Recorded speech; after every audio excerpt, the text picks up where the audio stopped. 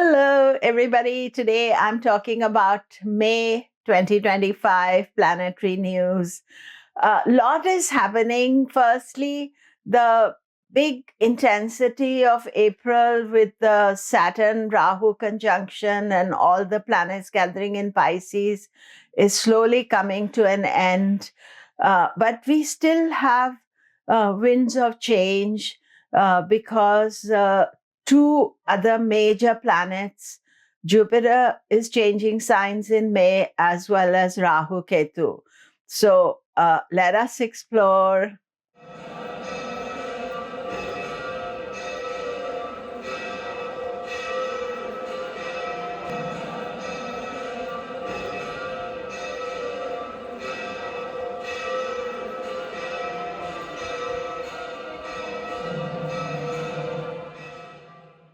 Hello, I'm Komilla Sutton, and we are talking May planetary news. Do remember to subscribe, press the bell notification.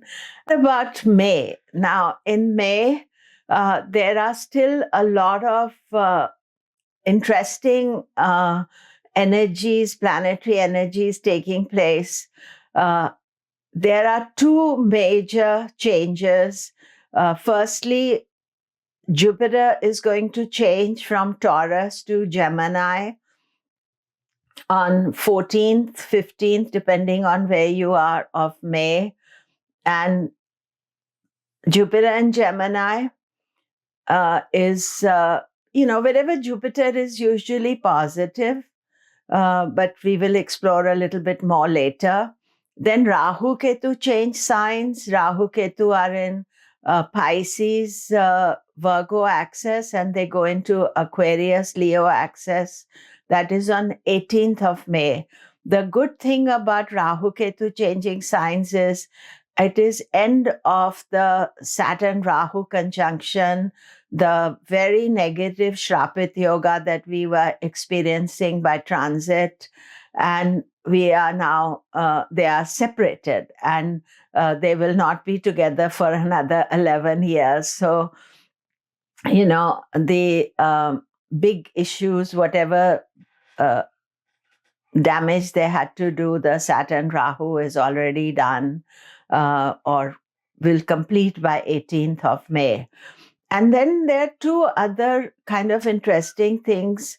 One is Venus. Usually Venus stays in one sign for 1 month. But because of its retrograde, Venus has been in Pisces since end of January, and 1st of June, it is going to move out of Pisces. But out of this, Venus turned retrograde on 1st of March, and then almost till the end of April, it was stuck between Rahu and Saturn.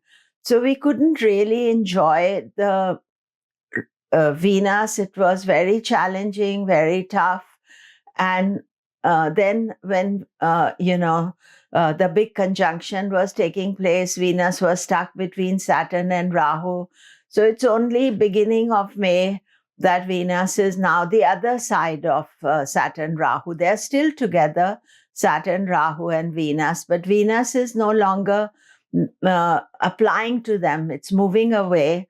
So we can finally enjoy the transit of Venus and Venus strength. And also it is the third factor of change, because Venus will go into Aries and go via Gandanta to Aries.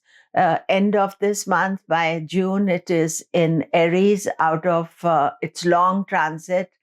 And then the other thing is Mars, which since August of 2024, Mars went into Gemini, then Cancer, retrograded back into Gemini, then back into Cancer. It has also been moving in that direction because of its retrograde, and we have not had much change in Mars. And on 6th of June, Mars will get out of this Cancer again through Gandanta but move into Leo, where it's very powerful. More about that in June news. But what I'm trying to say is that there is a major upheaval taking place wherever you are, whatever sign you are, since end of March, because three major planets changing in the same vicinity: Saturn first, then Jupiter, then Rahu Ketu, and then the two subsidiary Venus and Mars, which have been long term in their signs, suddenly moving out of that. That means that we, as a world, as a nation, or as in person, there are some changes taking place, and it is always important that we should, be patient about it, but also be mindful about what is happening. Sometimes, until all the change has happened, it is not possible to make a decision. Now, as far as Saturn Rahu is concerned, it is bringing a lot of fear in people's mind, and that is going to get over on 18th of May. So Saturn Rahu, both instill anxiety and fear in different ways. And Shani, moment he came into Pisces, he has, shown himself, and we have had to face a lot of change and turbulence with that transit, but didn't go away. And so it is important that we keep our fears and anxieties down. And after that, after this, Rahu moves out of Pisces, and Saturn is very much on his own, and he will say what he has to say about Pisces. I made a video about Saturn in Pisces. Anyway, you can listen to that. I'll put a link here. But it is important that 18th is the Rahu Ketu changing signs. And then Jupiter moves out of Taurus. While Jupiter is in Taurus, he was being aspected by Saturn, and that is not always easy energy for Jupiter. Saturn in Pisces, when Saturn came into Pisces, and Jupiter has a dual role. He's the lord of Saturn while Saturn is in Pisces, but going into Gemini, he doesn't have any aspects now.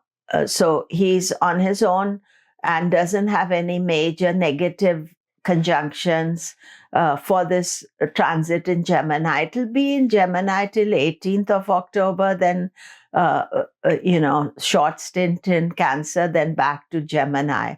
So more about that later this month.